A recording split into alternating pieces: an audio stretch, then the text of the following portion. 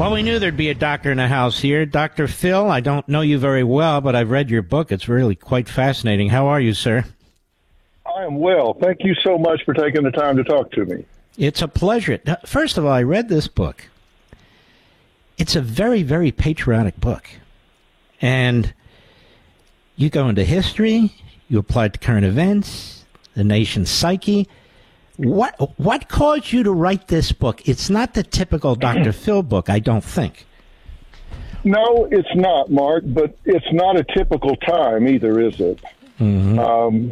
That's the issue. And, you know, the title of the book is We've Got Issues, How to Stand Strong for America's Soul and Sanity. And, look, I'm not political, and this is not a political book. This is a book about American culture and American society.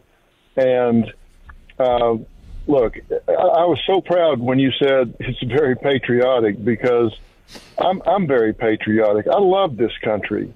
I stand up when the flag goes by. I put my hand over my heart when they sing the national anthem, and I'm proud to be an American. I'm proud of this country.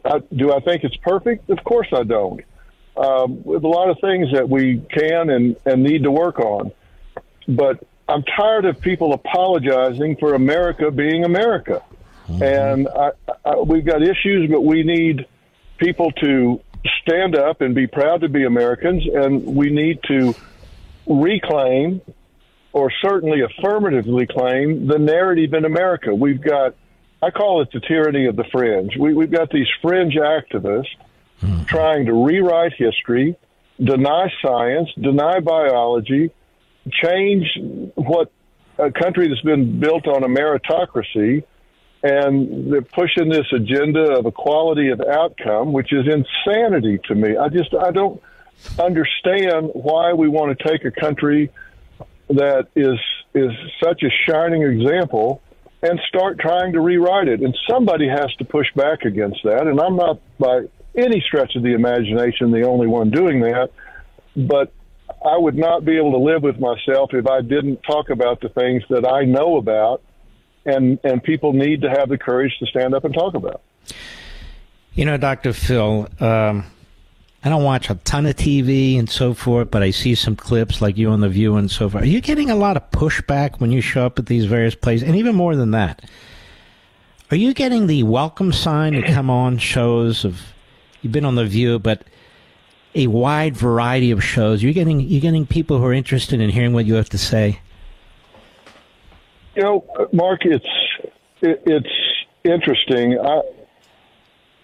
My interest is, I want to define the debate lane in America. I'm launching a whole new network, Merit Street Media, and it launches April 2nd. And we'll be everywhere you can find television. We'll be cable, we'll be streaming, we'll be terrestrial. If you've got a television, you won't be able to get out of the way of Merit Street.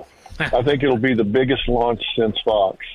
And it's really interesting that I've been on the air for 5 years on Oprah and then 21 years of my own show on CBS.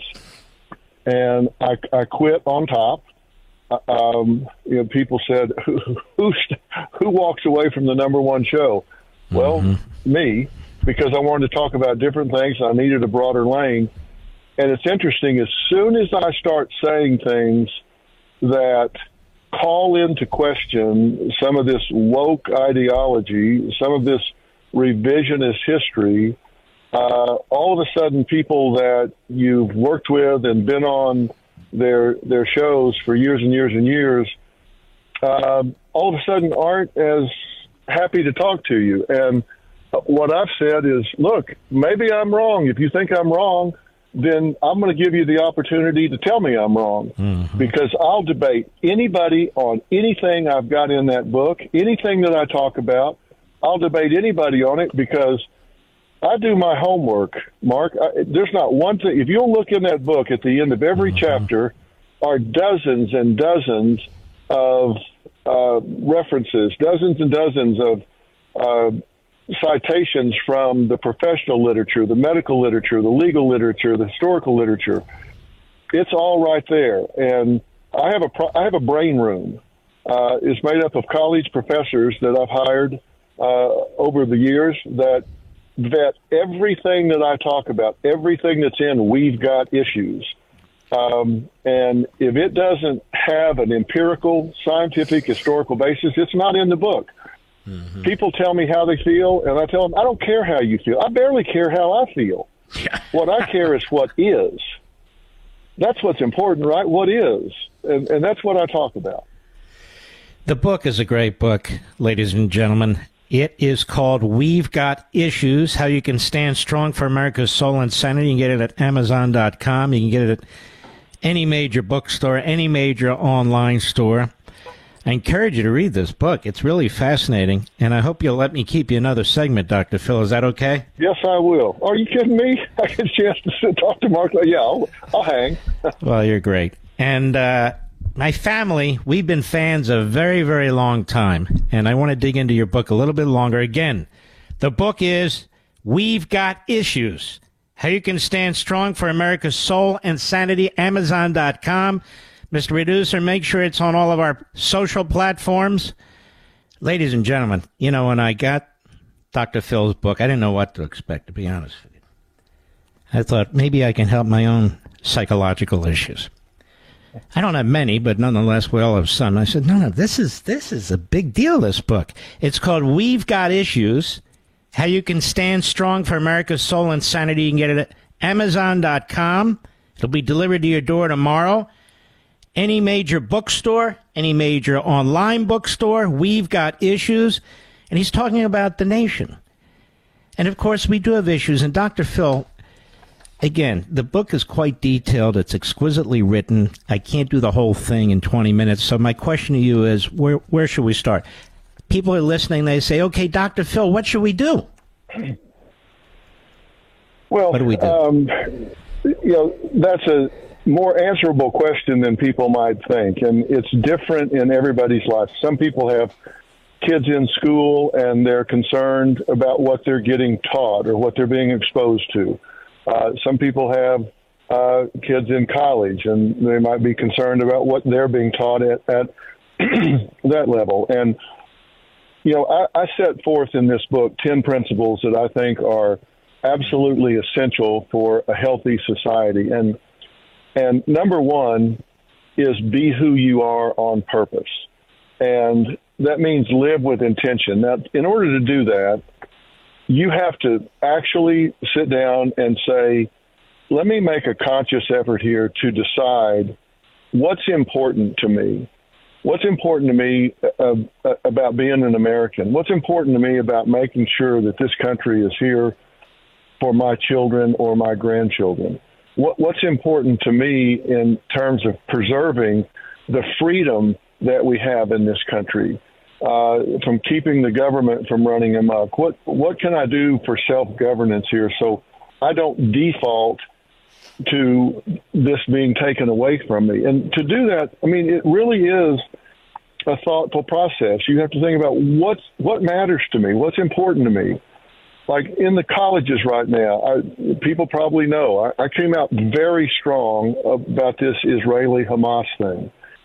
I was very, I'm not a politician. I'm certainly not vetted in geopolitical matters, but I don't need to be to know right from wrong. I know when I see people assassinating infants in cribs that there's a good guy and a bad guy. And when I saw our elite universities having students rallying in support of murdering assassins, and hearing rhetoric that I haven't seen or heard since the Hitler Youth, then we've lost our moral compass. We've lost our way. Somebody needs to stand up and say so. And Mark, you can't believe the death threats and hate mail I got when I stood up and condemned what Hamas has done. And everybody says, well, we need a ceasefire. We had a ceasefire on October 6th. But that all ended when they did this raid on soft target non-combatants. And then we've got our students. I saw one banner that really puzzled me. It was Gays for Palestine. Yeah, walk that into Gaza and see how far you get. We're not teaching critical thinking. What's up with that? We're not teaching critical thinking. And I see these colleges teaching things.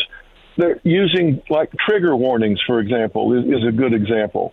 Everybody knows what a trigger warning is, right? It's when you get ready to read a book or take a course curriculum that says, warning, this contains information that might trigger you if you've been traumatized by the following. And it has a list of things that might be mentioned in the course. Well, you know what? There's a huge body of literature that says trigger warnings don't work, that they actually create what it is they're trying to avoid. There's also a huge body of literature that says you shouldn't avoid those things. You should teach students to cope with them. And there are evidence-based therapies to teach that. Systematic desensitization, dialectical behavior therapy, cognitive behavior therapy. That's what you do to prepare these young people for the next level of life, because they're not going to get trigger warnings out in real life. They're going to have to learn to cope with this stuff. Those those universities have access to the same literature I do, which means they damn well know they don't work, but they're using them anyway because they're virtue signaling. We have to stop this. Somebody has to start saying, look, that's not okay with me. I've thought about what's important to me. What's important to me is preparing us for the competition. Right now, we're not number one in math, science, and reading. We're 34th, 16th, and 9th in math, science, and reading. And we need to stop that. We need to start requiring more of our students and instead of less. We've got all these people running around saying, here's what you can't say. We've got justice departments that say you can't call somebody a rapist or a murderer anymore when they've been convicted. You have to refer to them as justice-involved person.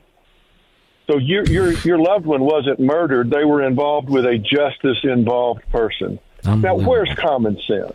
And what I've found, and I know I'm rambling a little bit, and I promise I'll stop in about 20 seconds and let you respond. No, you're not rambling, and I want you to talk. Well, thank you. What I've found is a lot of people agree with what I'm saying, but they don't have the specific data or information to fight back when they've got all of this narrative being pushed on them. I'm giving them the information they need to fight back so they can say, no. I hear what you're saying. I hear what you want to be true, but that's not true. And I'll tell you what is true because I've got it right here in this book, and it's very commonsensically explained.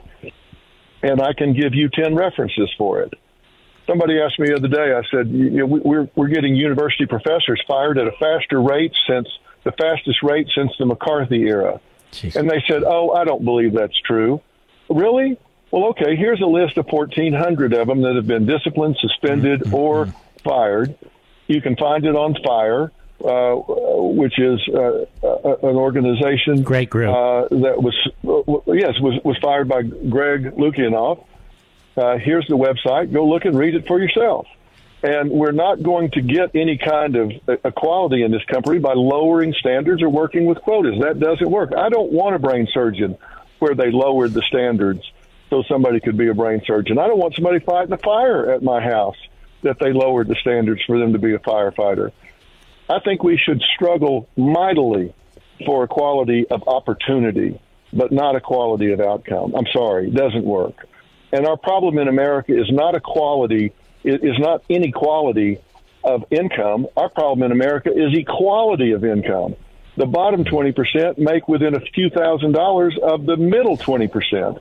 And 95% of the bottom 20% don't work. We're rewarding bad behavior. We've lost common sense, and that's what I talk about in this book. And I think people will read it and go, wow, now I know why I feel the way I feel. Now I know what I need to know to push back, to stand my ground. And that's how you stand strong for the soul and sanity of America.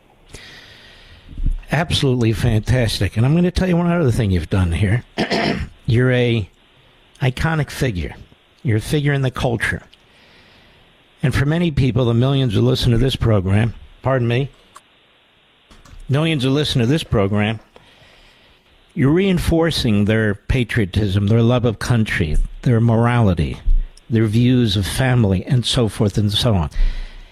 And it is so refreshing to hear somebody like Dr. Phil, who's known to all of us, who says things that we can identify with. And you're right, it's not about politics. It's not even about governance. It's about the culture.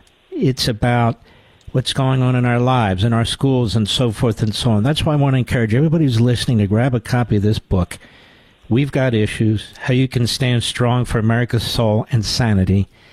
It's a fantastic book. You hear Dr. Phil, he's terrific.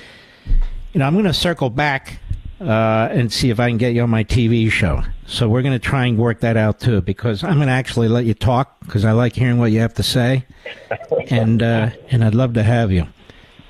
Well, you better not ask me if you don't want to see me coming. It's all right. They say that about me, too, so don't worry, it's not a big deal. Anyway, Dr. Phil, great good luck with this book. It's very much worth reading, folks, and God bless you, my friend.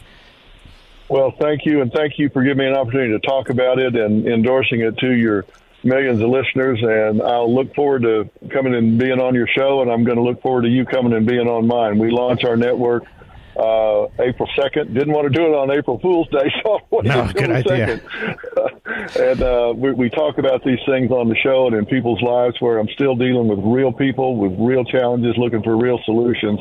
And I would love to have you on helping me deliver this message. Thank you. Sounds fantastic. More the merrier, I say.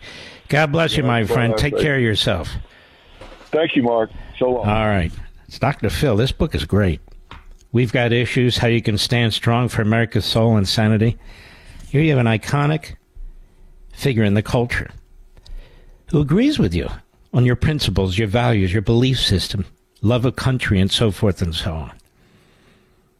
It's worth supporting him, and more than that, he's supporting us when you read this book.